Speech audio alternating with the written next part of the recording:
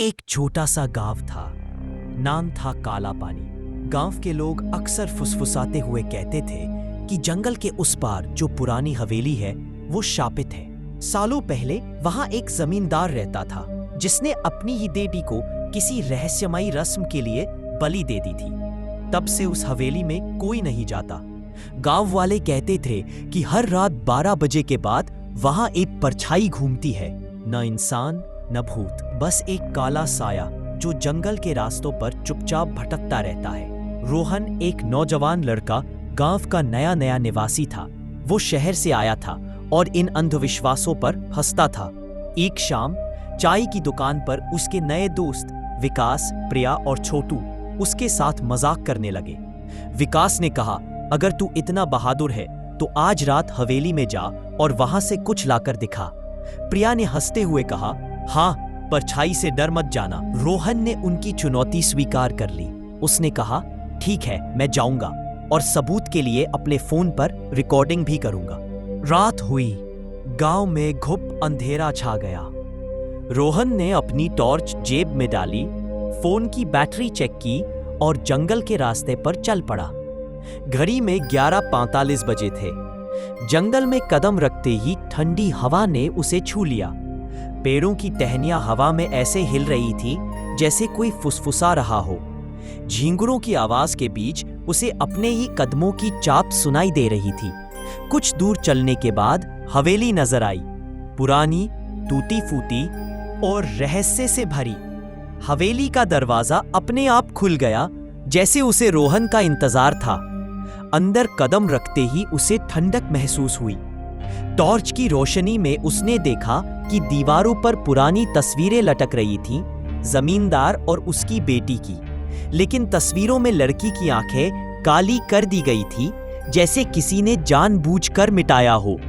रोहन ने फोन निकाला और रिकॉर्डिंग शुरू की। हाय दोस्तों, मैं हवेली में हूं। यहां कुछ भी डरावना नहीं है, उसने हंसते हुए कहा। लेकिन तभी फोन में एक हल्की सी सिसकी सुनाई दी। उसने रुककर प्लेबैक किया। उसकी अपनी आवाज के पीछे कोई फुसफुसा रहा था, रोहन, यहां से चले जाओ। वो घबरा गया, लेकिन हिम्मत जुटाकर आगे बढ़ा। हवेली के मुख्य हॉल में एक बड़ा धूल भरा आईना था। उसने टॉर्च की रोशनी आईने पर डाली। पहले तो उसका अपना चेहरा दिखा, लेकिन फिर उसकी परछाई में कुछ अजीब हुआ। वो हिलने लगी, जबकि रोहन बिल्कुल स्थिर था। उसकी परछाई के हाथ लंबे होने लगे और आंखें सफेद चमकने लगी। रोहन ने पीछे मुड़कर देखा, वहां कोई नहीं था, लेकिन आईने में उसकी परछाई अब मुस्कुरा रही थी।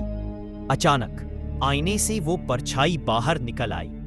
उसका काला धुंधला शरीर हवा में तैर रहा था।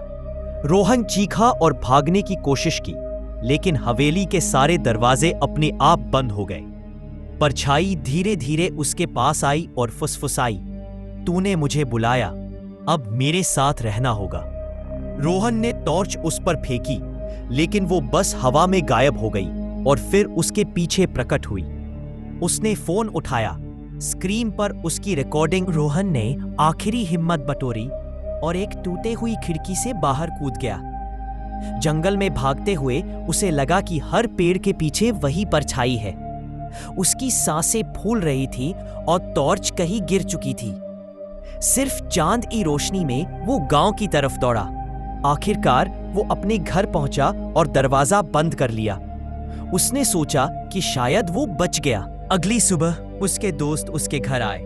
रोहन जिंदा था, लेकिन उसकी आंखों में एक अजीब सी खामोशी थी। उसने बताया कि उसे याद नहीं कि वो हवेली से कैसे लौटा। उसका फोन गायब था। दोस्तों ने उससे मजाक करने की कोशिश की, लेकिन वो बस चुप रहा। फिर रात हुई। जब रोहन सोने गया तो उसने अपनी दीवार पर कुछ देखा। उसकी परछाई वहां थी, लेकिन बिस्तर पर उसकी अपनी छाया नहीं थी।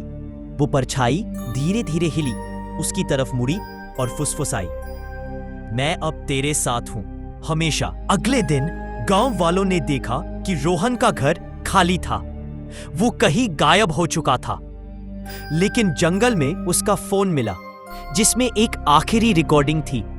उसमें रोहन की चीख थी और फिर एक लड़की की हंसी जो धीरे धीरे परछाई की फुसफुसाहट में बदल गई। अब तू मेरा है।